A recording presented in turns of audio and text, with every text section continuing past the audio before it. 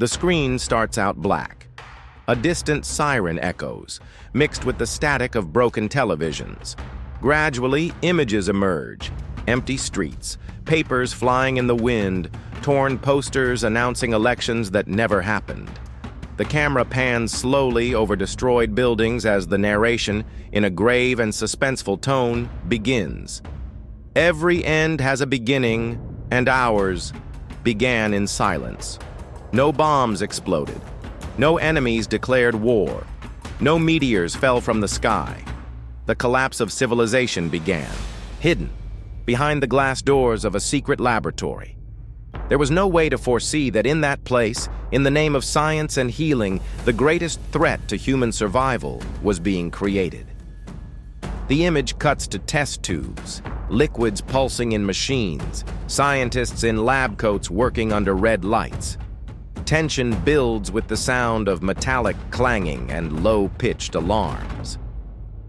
Officially, there never was a patient zero, but records suppressed by the government point to a man admitted to a military hospital. He arrived with common symptoms: high fever, chills, convulsions. Within hours, his body no longer looked human.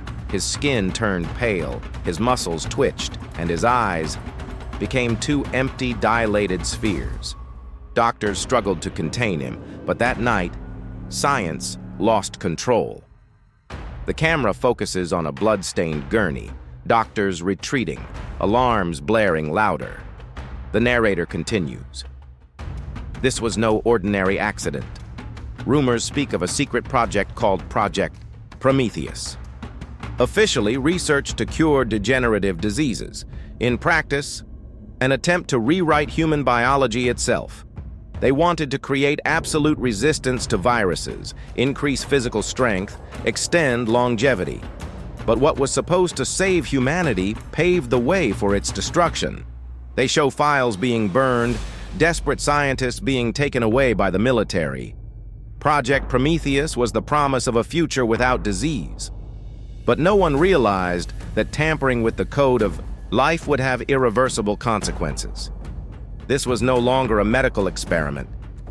It was the creation of a predator. The sound fades, almost to silence. And for the first few days, no one noticed. The infection didn't arrive with bites. Not yet. It traveled through the air, through water, through touch. A fever that seemed harmless. A cough in a waiting room. A handshake on the subway, a shared glass of water. And so, silently, it spread through the cities. Images. People coughing on. Crowded buses. Feverish children in schools. Crowded hospitals. Only when the first ones broke out in public squares, with violent and uncontrollable attacks, did the truth come to light. But by then it was too late. The authorities tried to cover it up. They said they were just isolated outbreaks, chemical reactions, collective hallucinations. But chaos grew around every corner. The video cuts to a crowded square. People are walking normally, until one falls to the ground, begins to tremble, and then attacks with inhuman violence. The sound of screams fills the scene. Security cameras still record the first mass outbreak. It was in a crowded mall, a single infected person hidden in the crowd. Within seconds, screams echoed through the hallways, bodies fell to the ground, and blood splattered the windows. Whoever rose after falling was no longer human. Humanity witnessed in panic the birth of a new species. Sounds of running, breaking glass, alarms going off. That night, the world understood that the enemy was not human, that no police force was prepared, and that the infection could not be contained. Scenes show helicopters flying over burning neighborhoods, tanks driving through streets, civilians running in despair. While entire cities burned, political leaders denied the crisis. News was censored, journalists disappeared, broadcasts were interrupted. Nothing is out of control, they repeated on national television. But behind the scenes, the government had already lost everything. Quarantine attempts failed within hours. The virus was faster than any wall, deadlier than any weapon. The images show fences being torn down by infected crowds, soldiers firing in vain at the advancing hordes. The day it all began wasn't an explosion. It was a whisper, a lie, a secret hidden in dark labs.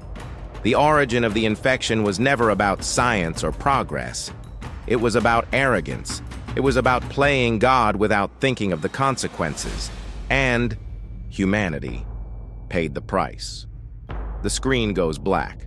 Static sounds invade the silence. A final sentence appears in white letters on the screen. If you're listening to this, remember, the end has begun, long before anyone realized it. Fade out.